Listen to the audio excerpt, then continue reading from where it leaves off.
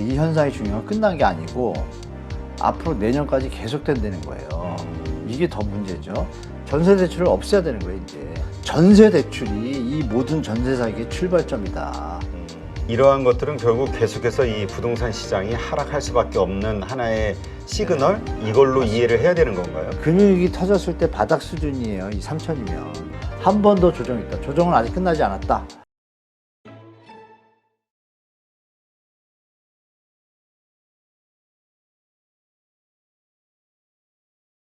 오늘 모신 분은 많은 분들이 좋아하시죠? 한문도 교수님 모셨습니다. 안녕하세요. 네, 안녕하세요. 네. 지금 네. 불과 우리 지지난주까지는 이 부동산 하락에 대한 게 주요 이슈였는데 네. 미분양이 어떻게 되느냐. 맞아요. 근데 지난주서부터인가요? 지지난주 말서부터 이제 전세 사기가 아주 화두가 돼 버렸어요. 네. 지금 전세 사기. 그래서 그 약간 그 일부에서 일어나는 현상으로 봤는데 부동산이 하락하면서 전세 가격이 하락하면서 이게 광범위하게 지금 퍼지고 있는 것 같습니다. 이제 지금 뭐 전국적이죠. 전국적이고 한 언론에서 그 국회의원하고 좀 협업해가지고 그 우리가 집을 사면 이제 자금 조달 계획서 쓰잖아요. 네. 그걸 체크해 보니까 전국에 한 2만 5천 채까지 추산되고 금액으로 따지면 만약에 그 집들이 자금 조달 계획서상에 보증금 많고 자기 투자분이 없거나 거의 작은 것들, 이건 지금 하락하면 역전세니까 이렇게 벌어지잖아요. 그런 집들이 액수를 계산하니까 한 1조 뭐 5, 6천억까지 넘어간다고. 어마어마한 물량이죠. 지금 3천억 나왔잖아요. 네. 미추홀구에서. 미추홀구만 3천억이니까 10건 되면 3조가 되는데 미추홀주가 특히 많고. 지금 그 현상이 사실은 뭐 갑자기 생긴 건 아니고요. 사실 2017년도부터 많이 나왔습니다. 2017년도부터 한 3천억대로 갔고 작년에도 한 5, 6천억 넘었는 걸로 알아요. 허그 주택도시보증공사에서 보증 섰다가 사고 터지고 이런 것도 있잖아요. 그것만 해도 몇 천억인데 이거는 이제 그 대상도 아니잖아요. 주택보증보험을 못 들었기 때문에 사기에 더 취약한 상태인데 이런 게 뭐 여기만 있는 게 아니라 주로 문제점 제가 그림 하나 보여드릴 텐데 네. 보시면 2022년 상반기에 이게 하반기까지 완벽하게 안 나왔는데 요즘은 좀 나오는 것 같은데 네. 여기서 보시면 놀라운 일은 뭐냐면 70% 이상이 20, 30대인 거예요. 40대까지 사실 요즘은 40대도 청년들이 많이 계시잖아요. 40대까지 하면 이게 몇 프로? 90%예요. 그렇죠. 주로 뭐냐면 40대 중에 솔로인 분들이 뭐 부동산 공부할 일이 없잖아요, 솔직히. 그렇죠. 그러니까 취약하게 다 당하는 거예요. 근데 이게 일어난 이유는 예전부터 있어 왔지만 저 혼자 저 옛날에 임대주택 연구소 소장을 했었고 다시 이제 제기할 건데요. 이 문제는 옛날부터 있어 왔어요. 그래서 뭐 저 혼자 떠들어야 뭐 저거 힘도 없고 근데 이제 우리 저 안타깝게 가신 분들이 그분들 희생 덕분에 이게 드디어 이제 제대로 수면 위에 올라왔잖아요. 그래서 저도 이 기회를 맞아서 가려고 하는데 이 현상이 중요한 건 끝난 게 아니고 앞으로 내년까지 계속된다는 거예요. 이게 더 문제죠. 그러니까 지금도 심각한데 더 네, 터질 이제 것이다. 터지는데 앞으로 더 터지는 거죠. 2022년도 지금 터지는 분들이 만기가 된 분도 있지만 네. 주로 이제 만기가 된 분이 보증금을 못 받으면서 이게 노출되기 시작하죠. 네. 그러면 이제 만기가 안 됐어도 이미 될 사람들도 똑같은 상황 아니에요. 못 받는 그렇죠. 거. 뭉치기 시작한 거죠. 그분들을 계산해 보면은 이게 한 작년에 빌라왕도 있었잖아요. 네. 그걸 계산해 보면 그 2년 빼면 되죠. 만기니까. 그러면 2022년도 말이니까 2020년도 말 이때부터도 일은 터질 상황이 된 거죠. 왜? 전세가의 폭등을 하고 전세 대출이 되니까 여러분들이 아시기에 제일 중요한 게 뭐냐면 뭐 그걸 왜 그 비싼 걸 그럼 들어가냐 그러는데 이렇게 조직적으로 짜고 하면 이게 전세 대출이 나쁜 게 뭐냐면요. 옆에 집은 전세 대출이 돼요. 어떤 사람은. 그럼 이 사람이 된 값이 기준가가 되잖아요. 2억짜리 집이 있는데 전세 대출이 2억이 돼요.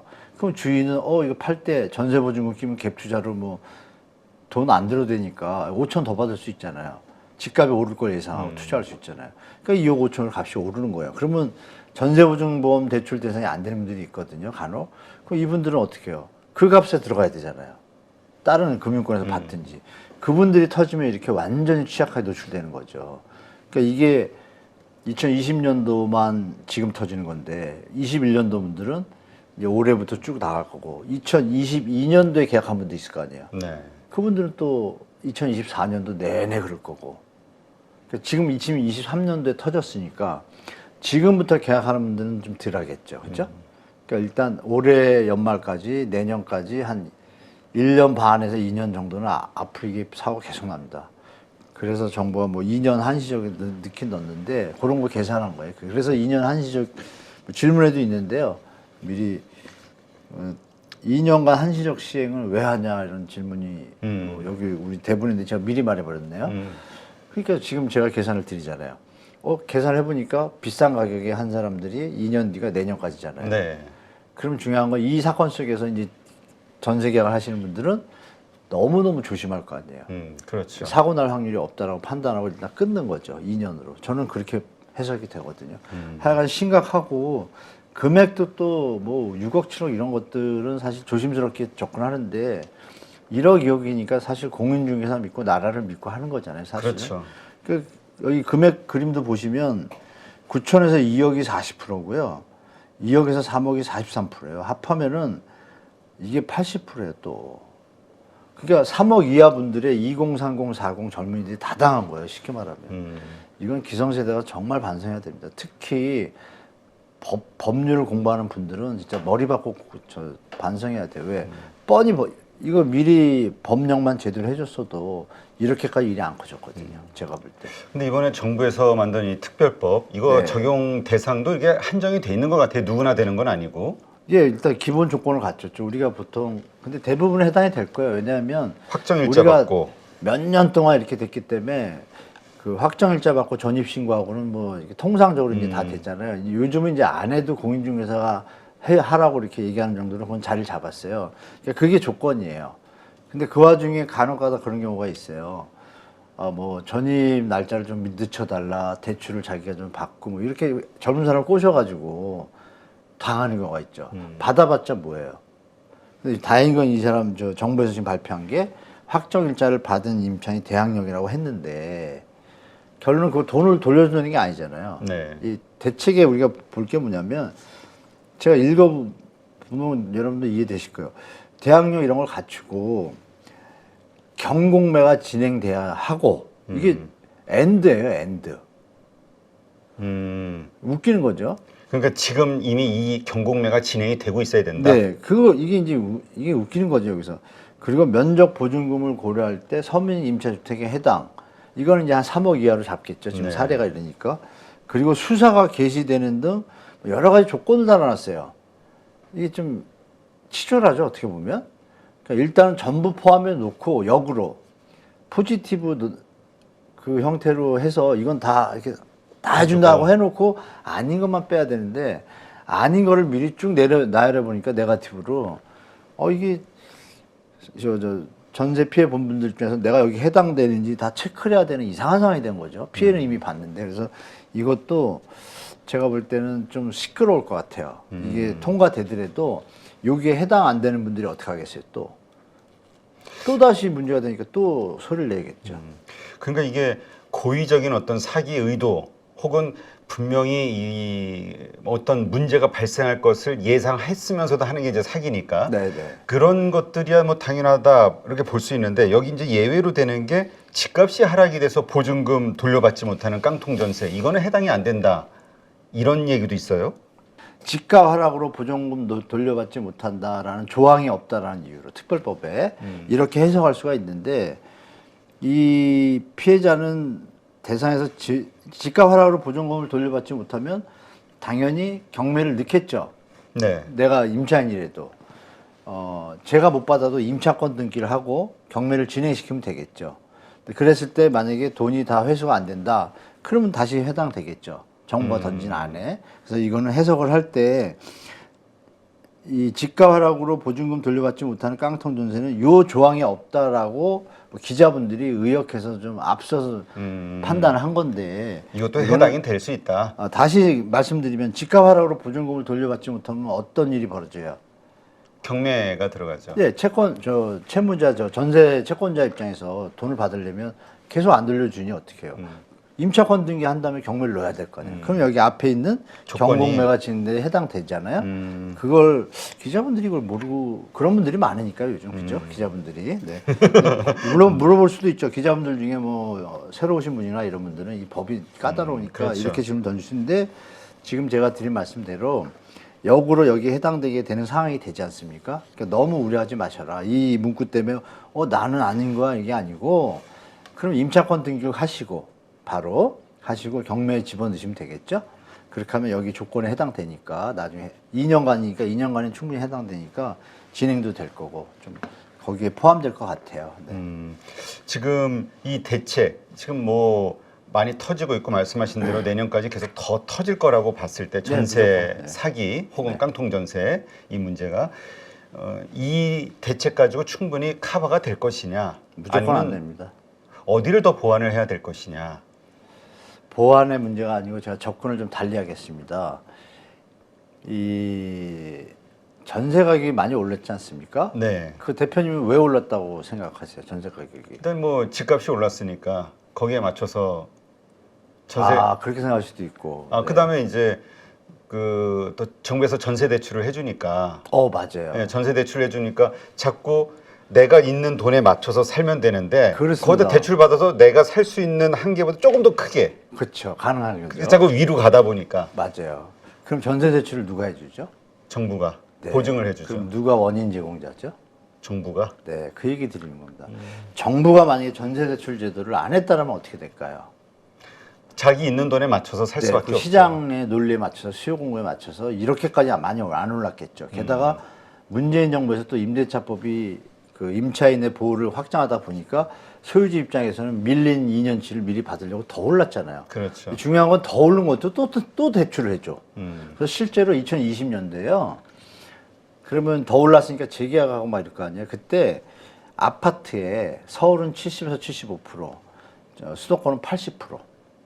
다 전세 대출을 추가해가지고 보증금을 올려줬습니다. 그러니까 자꾸 업이 되는 거잖아요. 지금처럼 그 업이 되다 보니까 어떻게 돼요?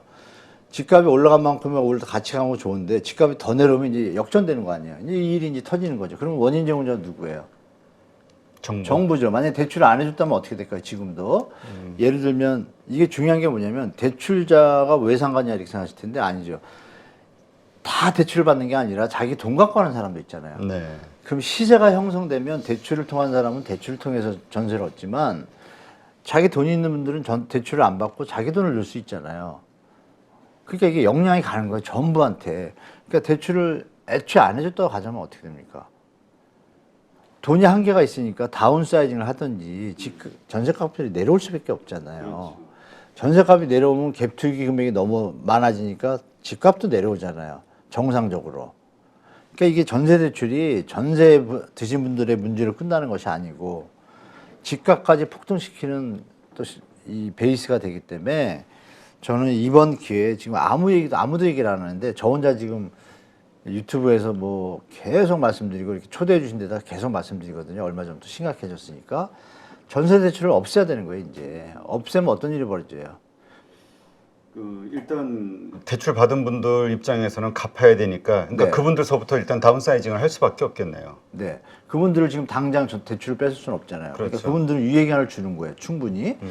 지금 들어갔으면 2년, 4년 있으니까 4년까지는 그냥 쓰게 하고 새로 들어가신 분들을 자, 거기에 대출 안 자기 맞게. 받으면 그 값에 있는 집값이 따라갈 사람이 100개가 집이 있으면 분명히 이 지금 말씀드린 대로 제가 70, 80%가 대출 받는다 그랬잖아요. 70, 80%가 빠지면 20, 30%만 그걸 소화하면 70, 80% 물건이 남으면 그 물건이 세입자가 안 들으면 어떻게 돼요? 낮춰야겠죠. 그럼 전세 대출 안 받고 점점 실제 시장에서 정상적인 수요 균형에 맞춘 수요 공급에 맞춘 가격이 나올 거 아니에요. 그 시장이 되면 젊은이들한테 도움이 돼요, 안 돼요? 대출 안 받고 들어갈 수 있잖아요. 언젠가는. 그럼 누구나 알 수 있는 논리잖아요. 그죠? 그렇죠. 그래서 저는 정부가 지금 시급한 대책을 좀 나열을 했는데 일단 응급조치는 좋아요. 응급조치는 좋은데 그러면 말 중에 이거의 원인은 뭐라고 얘기해야 될 거 아니에요. 원인이 뭐라고 한 번도 얘기 안 하죠. 그쵸? 일단 현상에만 우리가 관심을 갖는데 네. 이유도 한번 분석을 해보자. 왜 이 일이 일어났는지. 그래서 심한 경우는 어떤 사람들은 아니 그걸 왜 뭐 보증보험 안 들고 또 뭐 저 근저당을 뭐 체크 안 하냐고 하는데 공인중개사 제도가 왜 있습니까? 정부에서 공인중개사를 믿고 계약하라고 만든 제도잖아요. 그렇죠. 그럼 공인중개사 책임을 져야죠. 책임 조항이 빠져 있어요. 수수료 받는 이득 조항만 있고 책임 조항은 나열을 했는데 현실성이 없는 것들이에요, 다. 그러니까 이거 문제가 되는 거예요. 여기부터. 그러니까 결론 뭐냐? 첫 줄에도 말씀을 드렸지만 법률가 아는 사람들이 현실을 보면 알 수 있잖아요. 딱 보면. 그럼 저도 알 정도인데, 예? 그럼 저도 알 정도고 제가 법정 몇 개 지금 나중에 좀 샘플을 제가 좀 오픈하려고 그러는데요. 그러니까 기득권 중에 이제 정치하시거나 전문가분들 이런 분들이 이제는 남의 일로 볼 것이 아니라 국가의 문제잖아요. 이거는 사실 젊은이들이 이 국가 시스템을 지금 믿기 어려울 정도로 이게 피해가 크지 않습니까? 자기 자식이 죽었다고 생각해 보세요. 이건 똑같은 얘기거든요. 자유평등 맨날 외치지 말고 그럼 자유평등에 맞게 국가의 신뢰도와 의무를 지켜야 되지 않습니까? 그래서 지금 이 대책은 응급조치밖에 안 되고 그것도 전부도 아니고 사례별로 다 조사할 거고 여기서도 또 갑질할 수도 있어요. 심하게 얘기하면. 그죠? 아니 정부와 국가가 제대로 관리를 못해서 이런 일이 터졌는데 왜 빌어야 되고 나 좀 어떻게 안 돼요? 이거 이상하잖아요. 벌써 모양이. 헌법 23조하고 32조에 나와 있어요. 국가는 이 국민의 쾌적한 주거 환경과 재산을 보호해야 된다고 돼 있습니다. 그럼 재산이 지금 날아갔잖아요. 정부가 만든 공인중개사 제도 있는데도. 네. 그럼 무조건 책임져야 되는 게 기본인데 여기서 이제 균형, 형평성을 얘기가 나오죠. 어떤 얘기냐면 돈을 빌려줘가지고 우선순위를 갖고 있는 채권을 가진 사람들이 피해를 볼 수 없느냐. 당연하죠. 누가 그 사람 피해 보라는 게 아니잖아요. 그러니까 그걸로 자꾸 변명을 하는데 여기 있는 사람은 일단 국가에서 전격적으로 지원을 해주고 대책을 잡아야겠죠. 물론 그 사이에 뭐 가장 임차인을 통해 가지고 또 빼먹는 뭐 이런 사람들이 나오겠지만 그건 이거 하듯이 선별하면 되겠죠. 그래서 제가 볼 땐 근본적인 대책은 아니다, 절대. 전세 대출에 대해서 말이 나와야 된다. 안 나오면 이거는 또 이렇게 땜빵하고 또 넘어간다. 그래서 또 이런 일이 몇 년 뒤에 또 나온다. 이렇게 보겠습니다. 하여튼 이 전세 사기 이게 선이라는 거는 좀 어폐가 있을 것 같고 이게 자연스러운 어떤 상황에 의한 어쩔 수 없는 것이냐 아니면 진짜 사기에 의한 것이냐 이게 판가름 짓는 게 보니까 경매가 넘어가고 수사가 시작이 돼야지만 네, 조건이 그렇게 됐죠. 예, 이게 됐다는 게 네. 이게 좀 애매하기도 하네요. 전세 사기로 인정한다는 듣기에 게. 좀 이상하죠. 예. 그러니까 결론은 저 피해 보신 분들은 빨리빨리 뭐 우리가 요즘 뭐 개인주의 시대다 보니까 옆집이랑 잘 안 친하잖아요.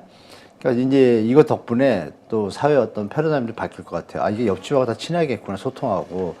그러면 의사소통이 되면 이런 일을 사전에 막을 수도 있는 거고. 그러니까 거기서 제가 볼 때는 지금 이 전세 사기에 대해서 이 세입자들이 일단 뭉쳐야 되는 게 좀 필요하다고 보고 이분들이 뭉쳐가지고 지금 말씀하신 내용에 대해서 강력하게 어필하는 태도를 지금도 하고 있지만 그걸 이제 계속 진행한다는 것도 사회단체들이 지금 많이 지금 일어섰거든요. 근데 조명이 잘 안 돼요. 뉴스에 잘 안 나와요. 제가 알기로는 여러 단체들이 모여서 합동대책회도 발표 세미나도 했거든요. 보도가 안 나와요. 근데 그분들조차 전세 대출 얘기를 안 해요. 지금 원인 얘기를 하셨는데 그 원인이 사기범들에 있냐. 사기범들이 사기를 칠 수 있는 여건을 만들어준 정부라고 저는 봐요. 그러니까 전세 대출이 출발점이라고 저는 보는 거예요. 사기꾼이 할 수 없는 환경. 집값이 100억, 지금 이제 대표님하고 저하고 이제 제가 대출을 많이 올리고 싶으면 집값의 100%까지 해준다니. 그러면 제가 대표님한테 야 이거 2억인데 대출이 그러면 2억밖에 안 되니 우리 매매를 한번 3억에 하자. 가장거래로. 아니면 실제로 해도 됐죠. 등기비만 내면 되니까. 같은 사기꾼이니까. 그럼 그걸 가지고 KB은행에다 등록을 해요. 그럼 KB은행의 그 매매시세 거래가 기준점이 되는데 KB가 등록을 안 했으면은 기준가가 3억이 안 될 거 아니에요. 그럼 3억이 돼버리면 어떻게 돼요? 전세대출금이 3억까지 되는 거잖아요. 그 전에. 그러니까 당연히 이미 됐잖아요, 벌써. 실제 시세는 2억이니까. 그게 이제 내려오니까 더 난리가 난 거죠. 그러면 이해되실 거예요, 우리 여러분들이. 아, 이게 전세보증보험의 대출액이 너무 높았구나. 그럼 애초에 전세보증보험의 대출을 집값에 60% 50%만 하면 어때? 뭐가 문제예요? 나머지는 자기 돈 하면 뭐가 문제예요? 이게 정부와 정부 관계자 된 사람들이 의도적으로 약자라고 얘기하면서 전세, 청년 이런 분들한테 대출을 도와준다라는 코스프레를 던져놓고 뒤로는 뭐예요 이게? 사기꾼들이 판칠 수 있게. 은행들은 뭐예요? 대출액 늘어나서 좋죠. 이자 더 받아 먹으니까. 이 판을 만들어 놓은 거예요. 그렇죠? 그러면 사고가 날 거를 알았냐 몰랐냐 정부 이쪽에서. 이미 예전부터 사고가 터지고 있었어요. 2017년도부터. 그럼 보세요 여러분. 제가 여기 그림이 하나 있을 것 같은데 있으면 좋겠다. 여기 있네요. 잘 만들었네 제가 봐도. 여러분 보시면 제가 이거 찾아가지고 만든 건데 이거 최초 공개입니다. 여기가. 그래요?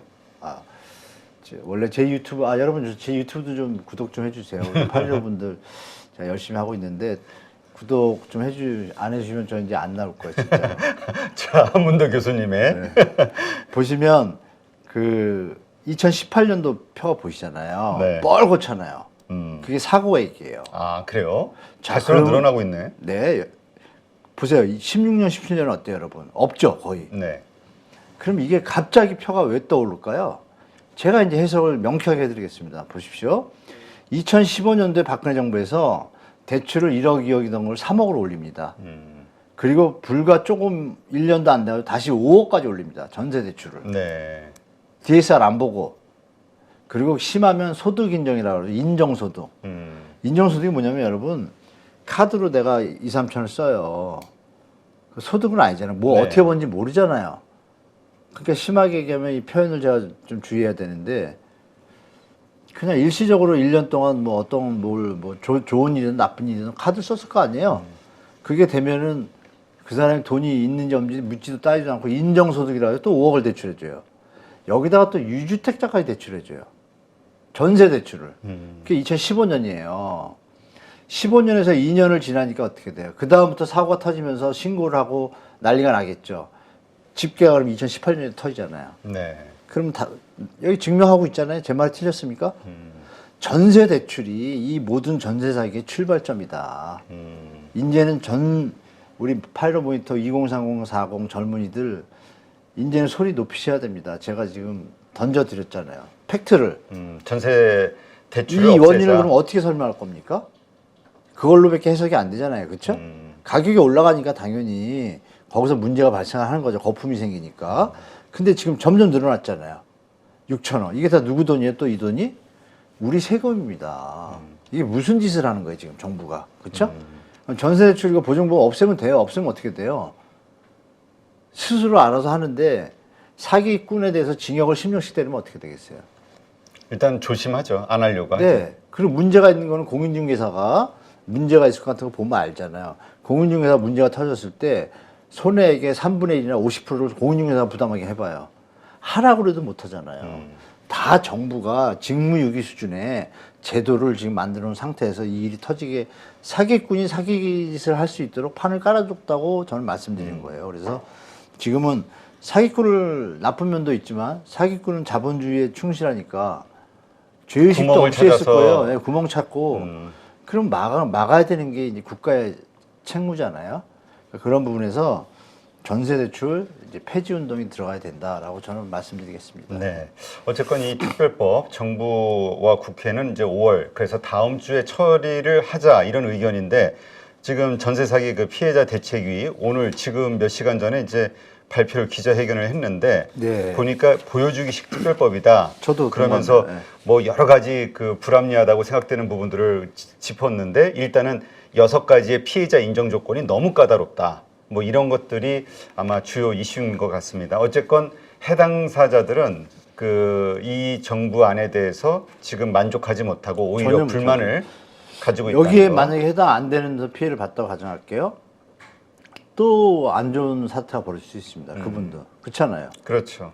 그러면 똑같은 표현이라도 이렇게 발표해 놓고 여기에 해당 안 되는 분들은 우리가 따로 방안을 찾겠다. 이런 말이 있었나요? 없는 걸로 저는 알거든요. 그랬으면 좋았는데 좀 가는 형태가 선을 긋는 분위기잖아요. 보여주기. 그게 좀 아쉽습니다. 일단 대책위 입장은 정부가 피해자 범위를 협소하거나 모호하게 정해서 피해자 갈라치기를 일삼는다며 전세 사기 초기부터 정부가 피해자 구제에 소극적으로 대응했다고 비판했다. 이게 이제 언론의 기사이니까요. 맞아요. 하여튼 이 부분은 혹시나 뭐 관계되신 분들이 들으신다면 이제 좀 더 그분들의 의견을 좀 감안을 하셔서 보완할 게 있다면 혹은 이해를 시켜야 될 부분이 있다면 맞아요. 이해시키는 과정이 좀 필요하지 않을까 싶네요. 네.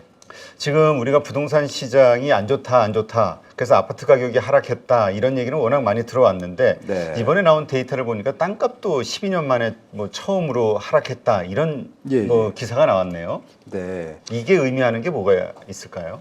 사실 땅값은 사실 웬만하면 계속 오르는데 전체 대한민국 경제의 펀더멘탈이 이제 드디어 조정기에 들어왔다고 우리가 좀 받아들일 필요가 있을 것 같아요. 주택 가격은 이미 작년에 겪었고 이 토지 시장의 주택 가격 공시지가의 하락은 일단 이미 작년에 벌어진 일이 나오는 거잖아요. 그럼 작년에 땅값이 내려가고 있다는 얘기예요. 근데 기억을 보시면 작년에 땅값 올라간다는 기사가 되게 많았습니다. 도리어. 그러게요. 저는 땅값은 계속 올라가는 걸로 알고 있는데. 실제 사례를 놓고 기자분들이 여기 땅값은 계속 오르고 있어. 뭐 이렇게 해서 또 시장 친화적인 기사가 나왔는데 결론은 버킹엄이죠. 다 내려가고 있었구나. 그러니까 기사를 제대로 안 쓴다는 얘기도 될 수 있겠죠. 그 떨어진 데라든지 이런 데 밀착 취재가 됐다라면 내년엔 떨어져 있을 거다. 이런 기사들을 근데 우리 못 봤잖아요. 그런 부분을 여러분들이 좀 체크해 보실 필요가 있고 이거는 IMF 때하고 글로벌 금융위 때도 땅값은 좀 내려갔거든요. 그러니까 그만큼의 어떤 시장의 경제 시스템 안에 우리가 지금 나타나지 않은 것들이 이제 작용하고 있는 거죠. 서서히 스며들기 시작했고 이게 이제 여기서 끝날 것이냐? 저는 이제 좀 이어질 거라고 개인적으로 보거든요. 네, 왜냐하면 지금 1분기에 전국 지가가 0.05% 하락. 뭐 네. 12년 만에 하락 반전된 게 뭐 의미 있다 하지만 수치는 크진 않은 것 같거든요. 0.05니까. 네. 왜냐하면 거래가 없으니까 이 샘플이 없으니까 거래가 된 것들이 하락한 거잖아요. 평균값에서는 100개가 있으면 100개가 다 거래가 하락이 돼야 이게 다 완전히 뭐 2%씩 잡힐 텐데 나머지는 거래는 없이 그냥 호가는 버티고 있고 뭐 결국 이제 우리가 말하는 그 금매된다는 걸 해도 전체 평균에 미치는 영향이 크잖아요. 네. 그렇기 때문에 이거는 하락 반전한 거의 의미가 더 큰 거예요. 그럼 이 추세가 이어지겠구나. 거래량도 줄었단 말이에요. 그러게 한 1년 새 30%가 네네. 감소했다. 그러니까 이거는 상당한데요. 그럼 올해는 늘어날 일이 없잖아요.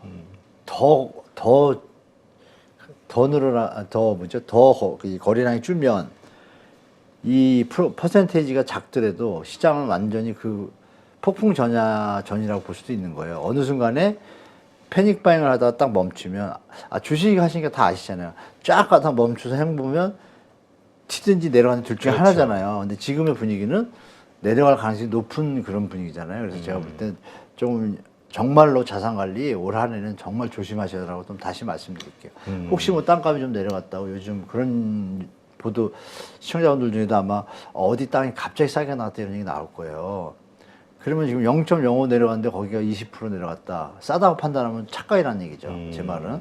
다 이미 20% 내려가야 사는데 여기는 호가로 버티고 안 팔고 있는 거고 팔린 것만 갖다 평균을 내니까 수치가 작게 나왔잖아요. 네. 그 이펙트를 정확히 보시라는 말씀드릴게요. 그게 요런 어떤 그 평형점이 깨지는 순간 확 하락할 수 있다. 네, 맞습니다. 깨졌다는 게 너무 큰 의미가 있는 거죠. 그래서 이게 이어지면 여러분들이 좀 마음에 가고 하시고 천천히 토지 시장에 접하실 분들은 이제 시작됐으니 확실히 반전되거나 보합되기 전까지는 좀 보류하셨다가 매입 들어가는 게 낫겠죠. 네.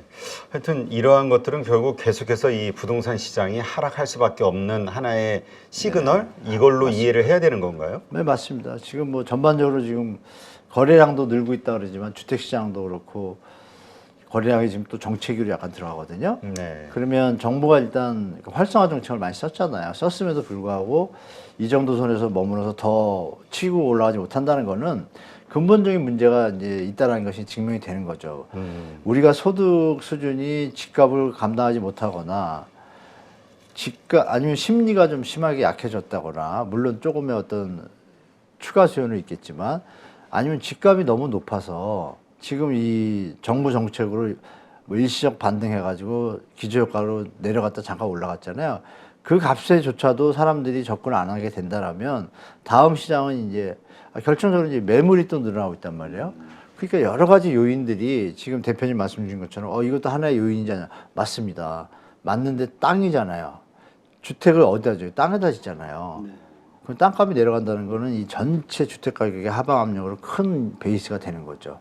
그래서 좀 1, 2년 저는 천천히 시장 관리하셔야 된다고 또 다시 한번 말씀드리겠습니다. 네, 알겠습니다.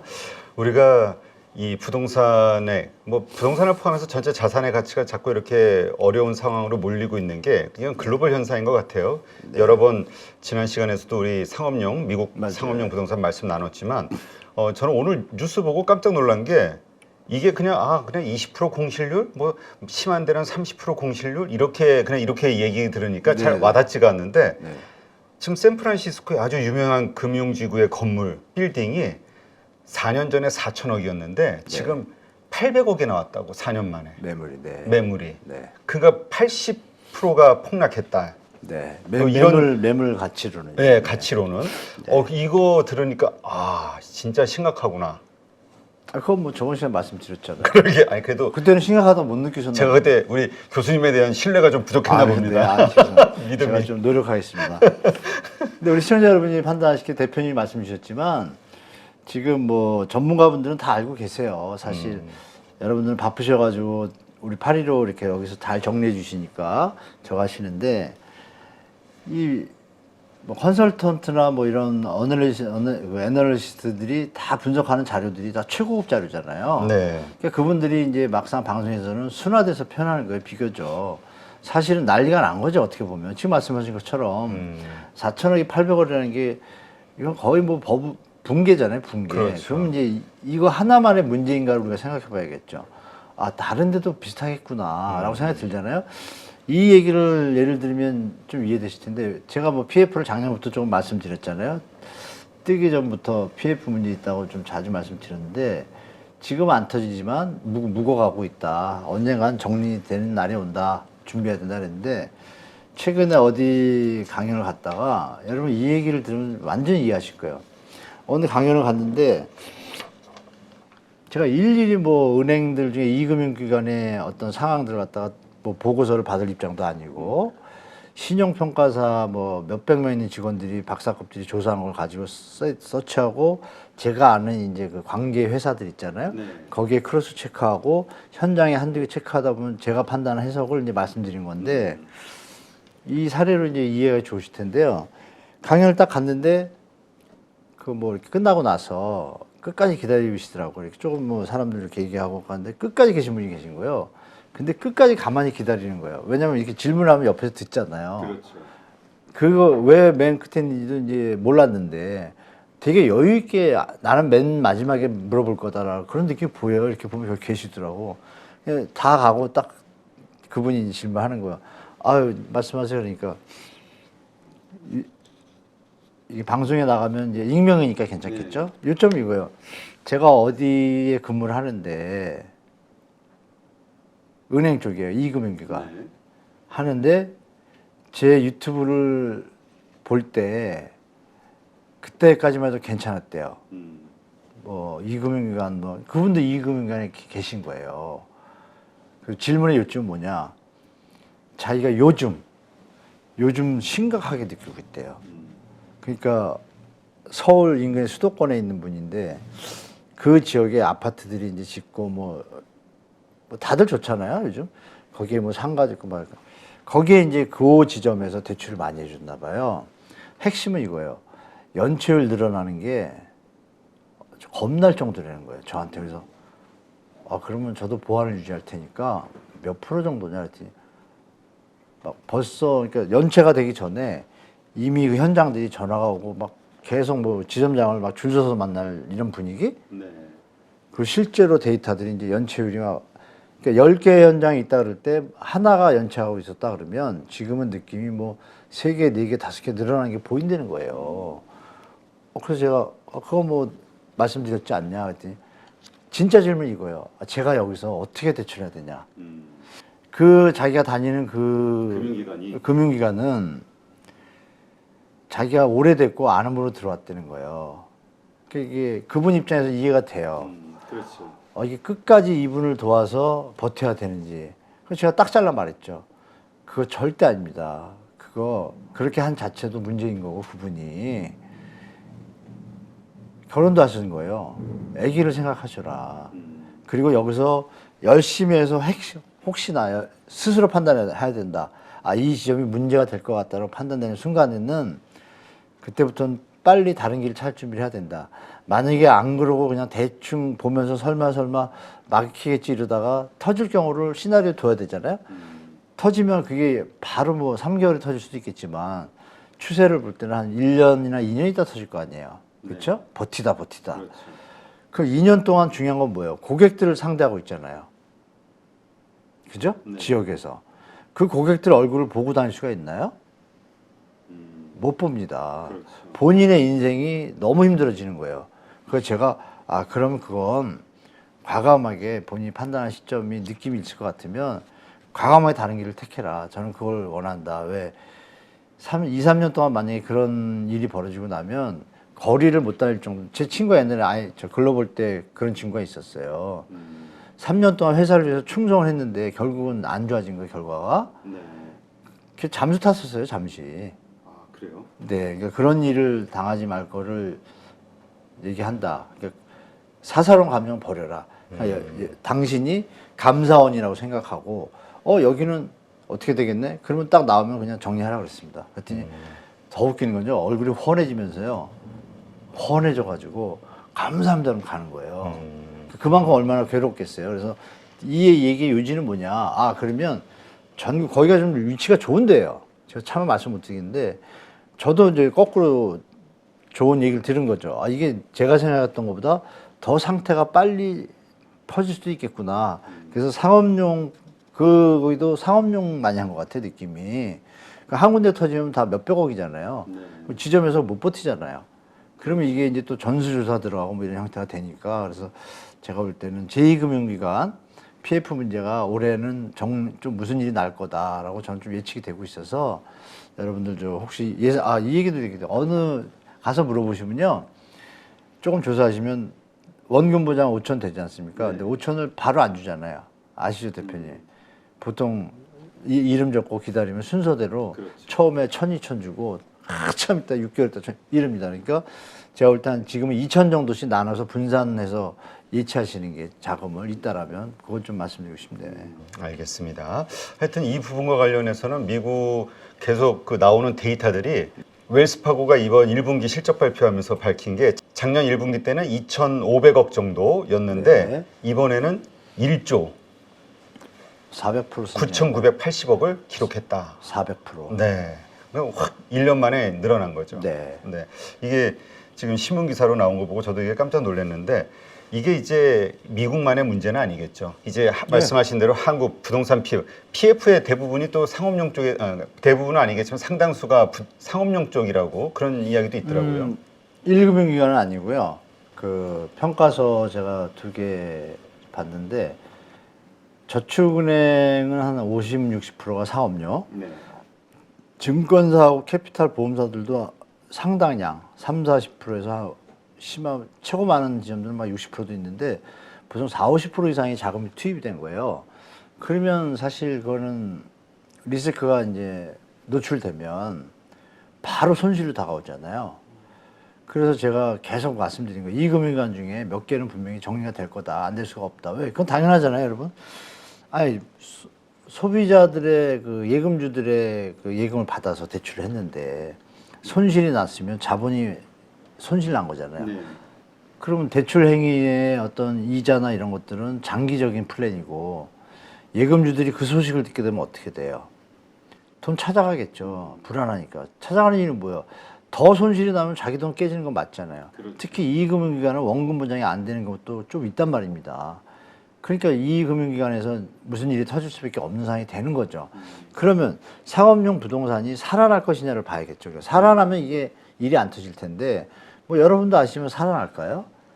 아니잖아요. 지금 심리도 그렇고 실제 팩트도 그렇고 실물 경기도 그렇고 여러 가지 지금 금융 시스템도 문제가 있고 그러면 이게 한번 조정을 겪을 수밖에 없는 게 지금의 시장 상황인 것 같아요. 그래서 제가 볼 때는 이게 뭐 혹시나 살아나지 않을까 이런 거는 진짜 요행을 바라는 수준인 것 같고 미리 사전에 물론 안 일어나면 다행인데 일어날 가능성이 많으니까 당연히 거기 대비해야 되잖아요. 그러니까 제가 볼 때는 상업용 부동산에 대해서 장밋빛까지 지면 안 되고 지금 뭐 쉬운 예로 압구정 가로수길이 다 비었는데요.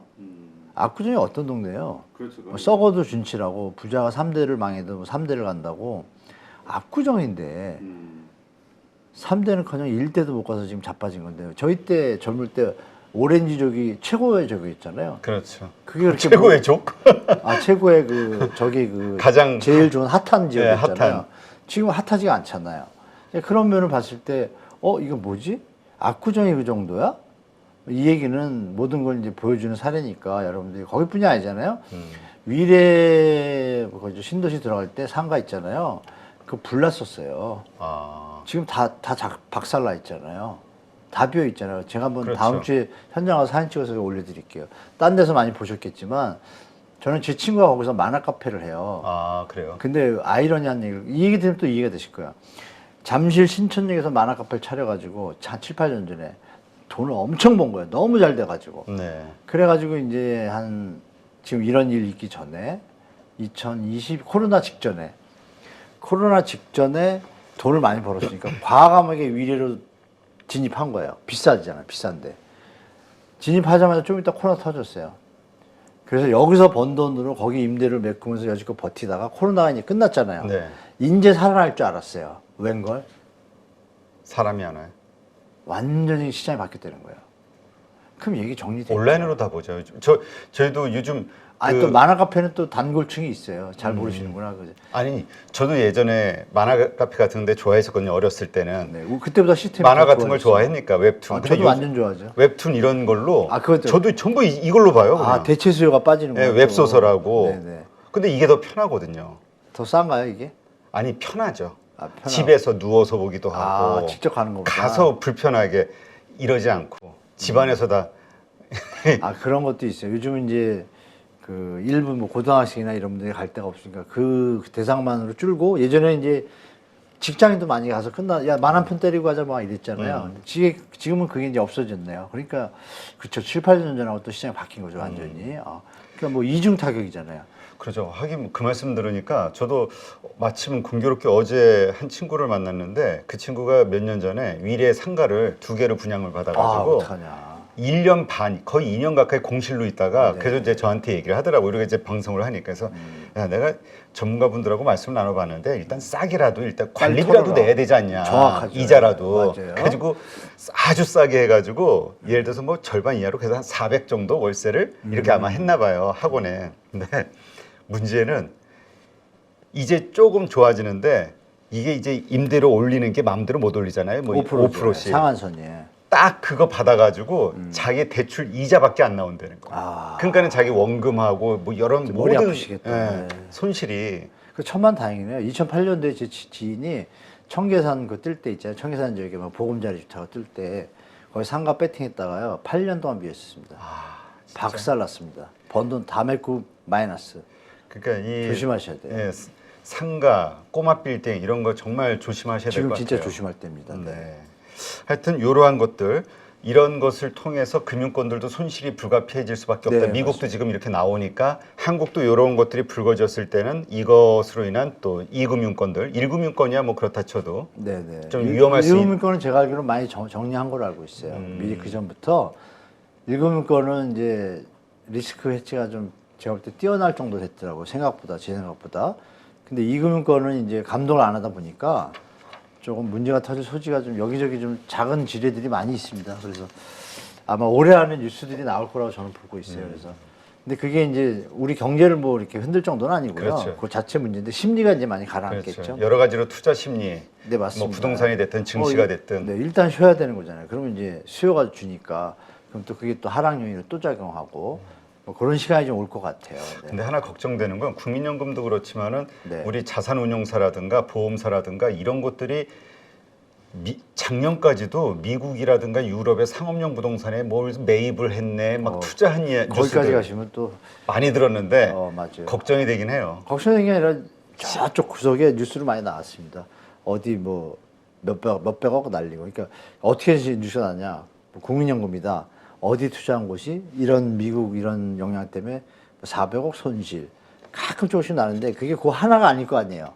여러 개 있으면 여러 개 다 나오는데 여러 개는 다 기사를 안 내고 심리가 좀 안 좋으니까 그래서 이미 뭐 소스는 다 나와 있고 들어가는 분위기는 이미 일단 그쪽 방향으로 다 가는 것 같고 뭐 마음의 준비는 충분히 해야 될 것 같습니다. 안 하고서 그냥 또 장밋빛 그리시면 안 되고 요즘 또 경매로 상가를 잡으려는 분들이 계신데 아직 안 나오고 있거든요. 버티고 있어요. 아직은 꼬마 빌딩이 아직은 버티고 있습니다. 근데 거래량이 저번 주 부동산원에서도 자료를 내거든요. 우리나라에 뭐 나이트 프랭크나 이런 뭐 해외 업체들도 있어요.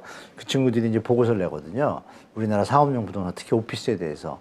그러면 이제 데이터가 나오는데 오피스는 그나마 좀 버티는데 오피스 외에 이제 우리가 나누는 뭐 오피스텔이라든지 상가라든지 이런 부분들이 다들 수익률 진짜 마이너스 막 10%, 20% 빠져 있어요. 그래서 만만해 보지 마시고 지금 리치 펀드는 지금 할 때가 아니라 좀 기다렸다가 정리되고 나서 낮아진 값을 어느 회사가 또 새로 시작할 거 아니야? 그건 좀 좋겠죠. 네, 좀 요즘은 좀 기다리시라 말씀드릴게요. 네, 알겠습니다. 그럼 이번엔 제주도 부동산 투자 이민제 뭐 이게 만들어져서 제주도의 부동산이 뭐 술렁술렁거린다 이런 이야기들이 신문 기사로 나오고 있거든요. 이게 무슨 얘기입니까? 그러니까 예전에 한번 술렁댔죠. 좋은 쪽으로. 예전에 그러니까 좋은 쪽으로 술렁된 거고 지금은 이제 나쁜 쪽으로 술렁되는 거예요. 그 차이를 이제 아셔야 됐고 왜냐하면 예전에 이제 제주도가 앞으로 이제 장기적으로 관광 도시가 될 거다. 해외 글로벌 형태로 가자 이런 뭐 여론도 많고 또 맞았죠. 타임도. 그런 시대에 이제 중국의 자본들이 이제 자꾸 탐을 내니까 정부에서 이제 투자 이민제 영주권제를 시작한 거예요. 2010년도에. 그래서 5억 정도 투자해서 5년간 투자금을 유지할 때 영주권을 준 거예요. F5 영주권이라고 있어요. 아, 중국인들에게. 네, 그러니까 중국인들이 그 당시에 또 경제상이 정치상이 좀 안 좋았어요. 기억하시겠지만 시진핑이 될 거냐 뭐 누가 이래서 거기도 안에 또 세력이 있을 거 아니에요. 우리나라 그렇죠. 뭐 무슨 관처럼 거기도 있겠죠. 그러면 이제 시진핑이 잡았을 때 문제가 있는 사람들은 도망가야 될 거 아니야 어디로. 뭐 그런 사람부터 해서 여러 요인들로 인해서 여기다가 일단 영주권을 주니까 가기가 좋잖아요. 그런 거를 한 일부 공산당 관계되는 기관의 간부들을 포함한 그와 연관된 업체들 이런 데들이 투자도 많이 하고 또 비즈니스도 많이 했잖아요. 그래서 그때 막 난리 났죠. 그래서 이거 너무 우리 땅 뺏기는 거 아니냐 그래서 좀 양을 조절해서 제한을 뒀고 그게 이제 끝난 거예요. 끝났다는 얘기는 뭐예요? 추가적으로 투자할 사람들은 없어진다는 얘기죠. 그렇죠. 그러면은 수요가 준다는 얘기잖아요. 얼마 전에 기억나시겠지만 우리나라의 부동산을 뭐 요즘 외국인이 좀 산다 그러는데 5년간 통계를 내보니까 중국인이 1등이다. 근데 중국이 포함되잖아요. 근데 중국인이 지금 빠지면 어떻게 돼요? 그 수치가 미국이 이제 2등이 되거든요. 미국이 2등이었거든요. 그 사람도 1등이 되겠죠. 그 수치가 이제 좀 감소하겠죠. 그 얘기는 뭐냐면 수요가 준다는 얘기잖아요. 그래서 술렁술렁하는 게 무슨 말이냐. 그러니까 제주도가 뭐라고 건의를 하냐. 그러면 투자액이 적으면 투자액을 높여서 영주권을 너무 주자. 쉽다 조건이. 그렇죠. 그러면 네, 그러면 10억 하자 뭐 이렇게 올렸겠죠 정부에다. 그럼 또 정부도 또 눈 가리고 앙이라고 모른 척하고 해줄 수도 있겠죠. 근데 10억은 조금 단위가 세니까 이제 어떻게 시장에 비춰질지 모르지만 지금 하락기잖아요. 네. 근데 또 앞서가는 또 부동산 자산가들은 하락기니까 쌀 때 사둘까 이런 또 수요가 있을 수도 있겠죠. 그러니까 이건 두 가지 갈래요. 만약에 정부가 제주도가 건의한 거를 받아들인다. 그러면 다른 레벨의 영주권을 얻기 위한 중국 수요가 좀 붙을 수는 있겠죠. 그래서 그거는 이제 결과를 봐야겠죠. 안 붙으면 일단은 하방 요인이 되고 붙으면 상승 요인이 하나 생기는 거죠. 네, 그렇게 보시면 될 것 같습니다. 보니까 4월 30일에 끝나는 게 제주만이 아니라 인천, 부산 이쪽도 네, 마찬가지인 강원도도 것 있고 같아요. 다 있어요. 네. 네, 강원도도 있고 강원도도. 다 있어요. 네, 네. 아, 이게- 강원도는 일몰이 좀 뒤에구나. 뒤에 시작했으니까요.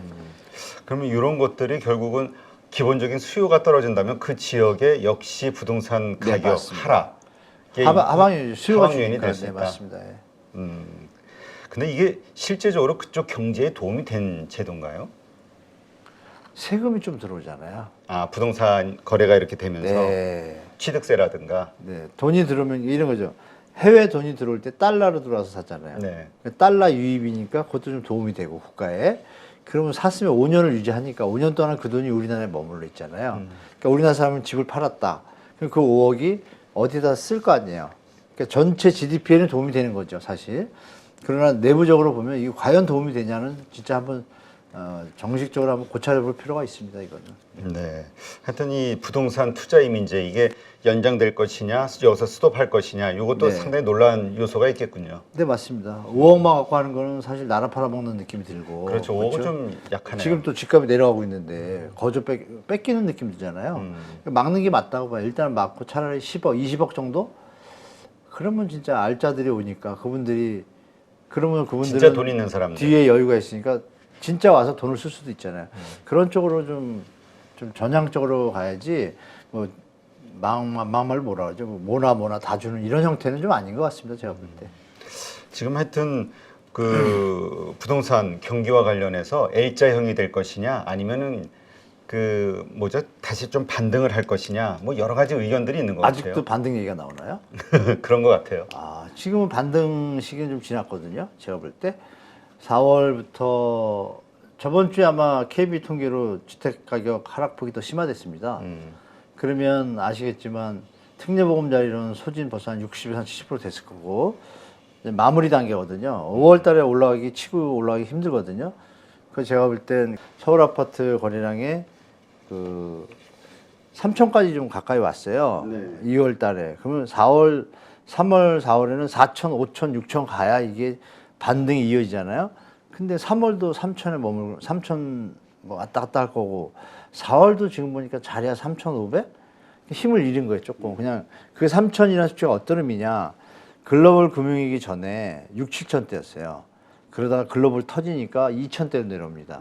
금융위기 터졌을 때 바닥 수준이에요. 이 3천이면. 이거를 작년에 우리가 진짜 더 바닥일 때 막 500, 800, 1000인보다 두세 배 높아졌다고 착각에 빠지면 안 되는 거예요. 쉽게 말하면 평소에 속도가 뭐 100km로 달리게 하던 사람이 뭘 잘못 먹어가지고 병이 생겨가지고 시속 한 10km, 20km 떨어졌어요.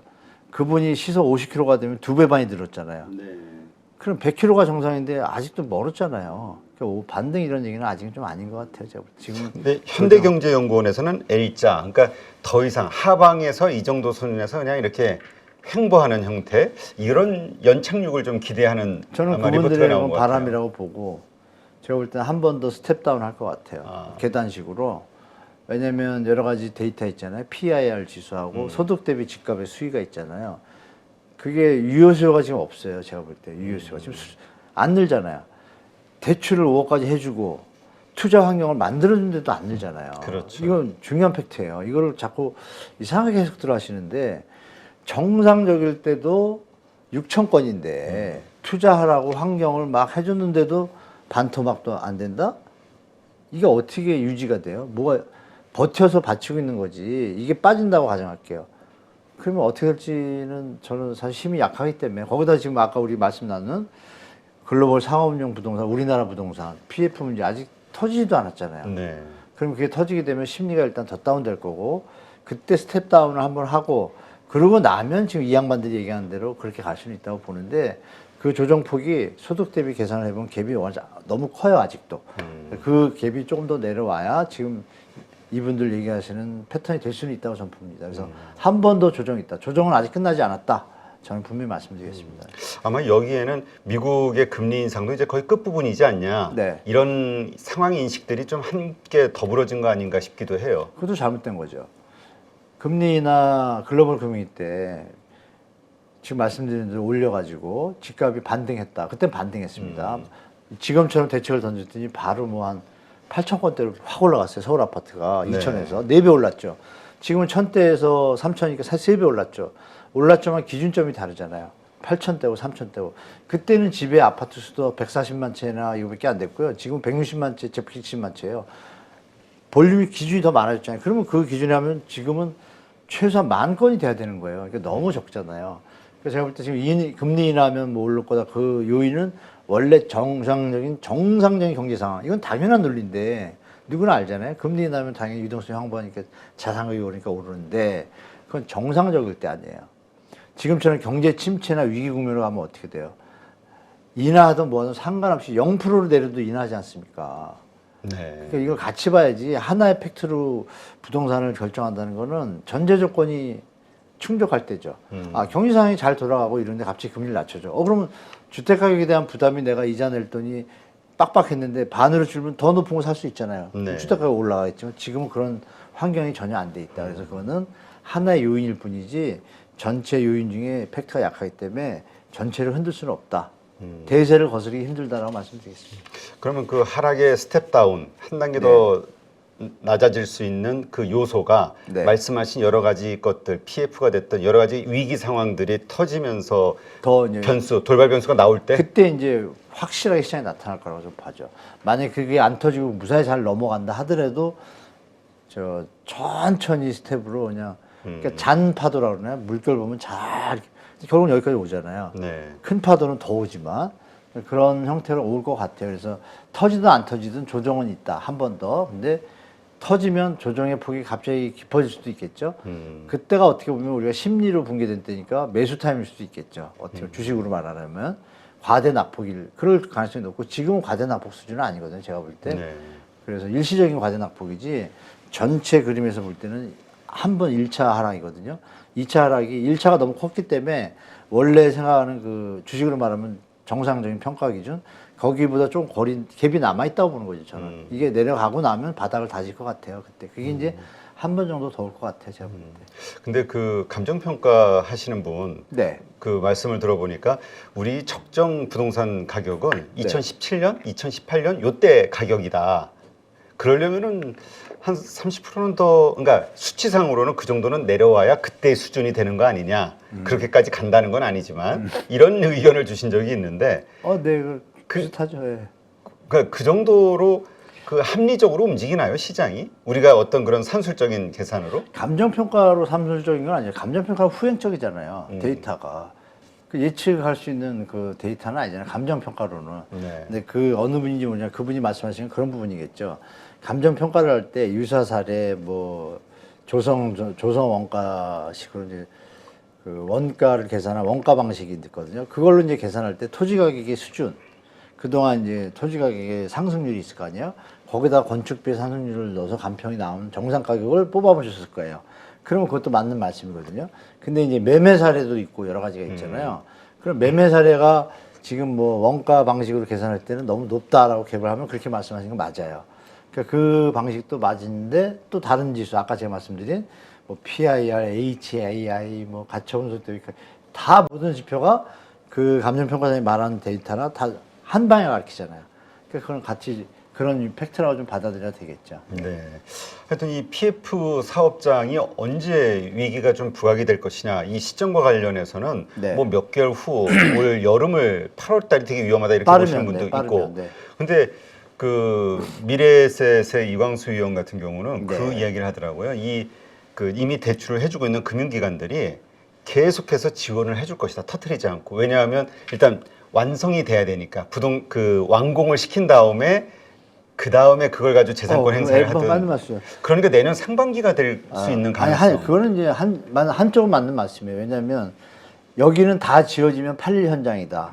그리고 지금이 너무 과대 낙폭돼 있으니 완공이 됐을 때 수요가 있을 거라고 판단되는 현장. 추경호 장관이 얘기한 우량 현장. 이런 데는 가능성이 있죠. 그런 가능성. 근데 그조차도 리스크가 너무 많죠. 왜? 과연 그 예측된 준공 시기에 시장이 살아날 것이냐죠. 안 살아나면 어떻게 되죠? 그때 폭파하겠죠. 그렇죠? 그나마 우량 현장은 그 이광수 의원님 하신 게 맞는 말씀이에요. 최대한 애를 써서 가는데 중요한 건 그렇지 않은 현장도 있을 거 아니에요. 딱 봐도 인기 없는 지역에. 거긴 터질 거 아니에요. 그러니까 이제 이광수 의원님 말씀이 좀 좋은 회사, 좋은 현장 앞으로 지어지고 나면 지금 이 하방 심리 때문에 제값을 못 발휘하는 현장들은 그 의원님 말씀이 맞고, 근데 지금의 문제는 그 현장들보다 부실 현장들이 문제인 거죠. 제가 볼 때. 그러니까 그런 큰 현장들은 지금 터질 일이 없죠. 정부에서도 막으려고 할 것이고 지금 상태가 안 좋으니까. 근데 조그만 현장들까지 손을 댈 수는 없잖아요. 여력도 없고 재정도 없습니다. 근데 부실 PF 대출이 그렇게 심각한가요? 그렇게 많은가요? 엄청 심각한데요. 잘 와닿지가 않아서 그냥 우리는 그냥 부실 PF 하면은 그 둔촌 주공 이것만 먼저 딱 떠오르면서 그 정도의 그냥 뭐 어쨌든 어떻게든 해결이 됐잖아 이런 식의. 이렇게 생각하시면 되죠. 지금 수치상으로 한 125조가 부실화될 가능성이 다 있는 건 아니지만 50조가 50조라고 할 때 우리가 그 정도 어떻게 막을 수 있지 않을까 생각을 하는데 그 현장에서 일이 끝나는 게 아니라 50조가 터졌을 때 거기에 대출했던 금융기관 거기 또 파산하잖아요. 이 파산하면 금융시장에 경색이 일어나잖아요. 그렇죠. 그게 너무 크다는 얘기죠. 그러니까 정부에서 그러니까 겁이 나니까 작년에 10월에 이미 선제적으로 막 한 것이고 미국도 지금 주가들이 은행주의 쪽들은 힘을 못 쓰는 것처럼 그렇죠. 그게 괜히 나타나는 건 아니잖아요. 그 주식 여기 우리 8.15 가족들은 주식 다 전문가시들인데 그럼 PF 부실 현장이 과연 국가 경제를 흔드나? 국가 경제를 흔들지는 않습니다. 다 버틸 수 있습니다. 다만 그 충격이 커서 일시적으로 국가 경제의 서민이나 주체들이 동력을 잃으면 자칫 잘못될까 그런 거죠. 그러니까 예를 들면 어느 학생이 공부를 하다가 점수 자꾸 안 올라요. 20점이 또 됐어. 근데 거기서 좀 하면 돼, 살아나. 근데 여기서 의욕을 잃고 포기를 하면 어떻게 돼요? 가출하거나 땡땡이 치거나 이렇게 되면 문제가 커지잖아요. 그렇죠. 근데 그대도 그냥 거기 앉아서 공부를 해서 시간이 가면 30점 갈 텐데, 회복을 할 텐데, 주식처럼.